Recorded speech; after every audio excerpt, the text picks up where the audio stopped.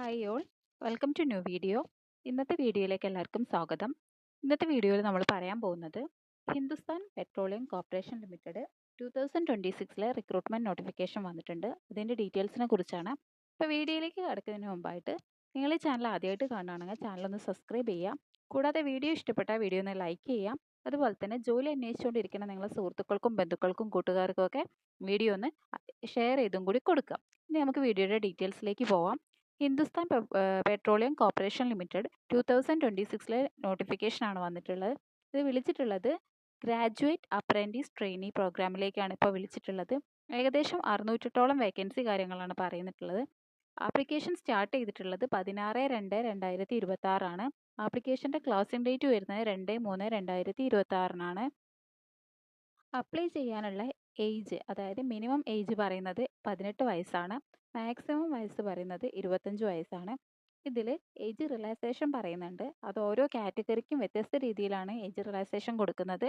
SC/ST കാൻഡിഡേറ്റ്സിന് 5 വർഷത്തെയും OBC non criminal കാൻഡിഡേറ്റ്സിന് 3 വർഷത്തെയും PWBD കാൻഡിഡേറ്റ്സിന് 10 വർഷത്തെയും ഏജ് റിലാക്സേഷൻ കിട്ടുന്നതായിരിക്കും. ക്വാളിഫിക്കേഷൻ പറയുന്നത് എഞ്ചിനീയറിംഗ് ഗ്രാജുവേഷൻ കംപ്ലീറ്റ് ആയിരിക്കണം.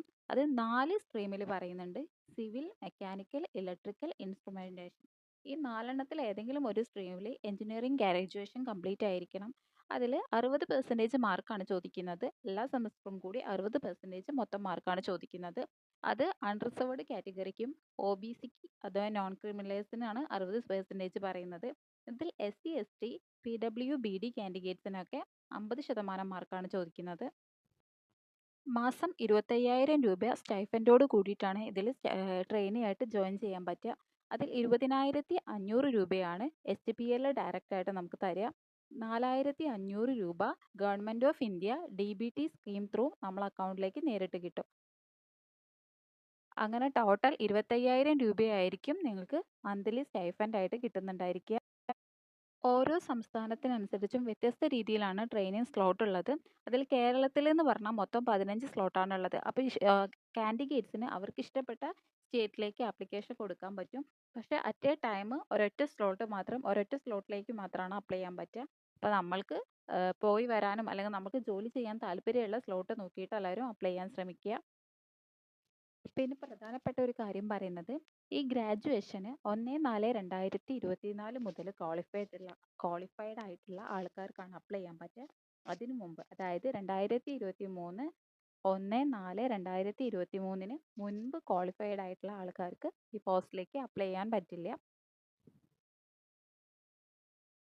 ഇതിൻ്റെ സെലക്ഷൻ പ്രോസസ്സ് നടക്കുക ആദ്യം നമ്മൾ ക്വാളിഫൈ ചെയ്ത പെർസെൻറ്റേജിൻ്റെ അടിസ്ഥാനത്തിൽ ഒരു സ്ക്രീനിങ് ഉണ്ടായിരിക്കും.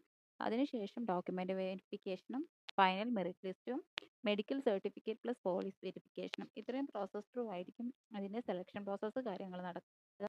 അപ്പോൾ അപ്ലൈ ചെയ്യാൻ താല്പര്യമുള്ളവർ എത്രയും പെട്ടെന്ന് തന്നെ അപ്ലൈ ചെയ്യേണ്ടതാണ്.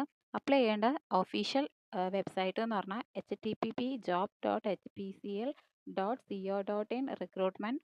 ഇവിടെ കയറിയിട്ട് നമ്മൾ സൈനപ്പ് ചെയ്യുക. ന്യൂ രജിസ്ട്രേഷൻ സൈനപ്പ് ചെയ്തതിന് ശേഷമാണ് ഫർദർ സ്റ്റെപ്പ് ചെയ്യേണ്ടത്.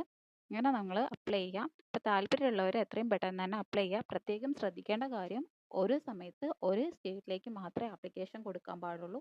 ഒന്നിൽ കൂടുതൽ കൊടുത്തു കഴിഞ്ഞാൽ നമ്മൾ ആപ്ലിക്കേഷൻ എന്ത് ചെയ്യും, റിജക്റ്റ് ചെയ്യുന്നതായിരിക്കും. അപ്പോൾ താല്പര്യമുള്ളവർ എത്രയും പെട്ടെന്ന് തന്നെ അപ്ലൈ ചെയ്യാൻ ശ്രമിക്കുക.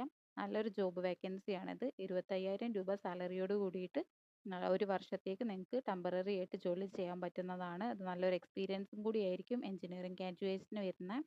അപ്പോൾ താല്പര്യമുള്ളവർ എത്രയും പെട്ടെന്ന് തന്നെ അപ്ലൈ ചെയ്യുക. അവസാന ഡേറ്റ് എന്ന് പറഞ്ഞാൽ 2/3/2026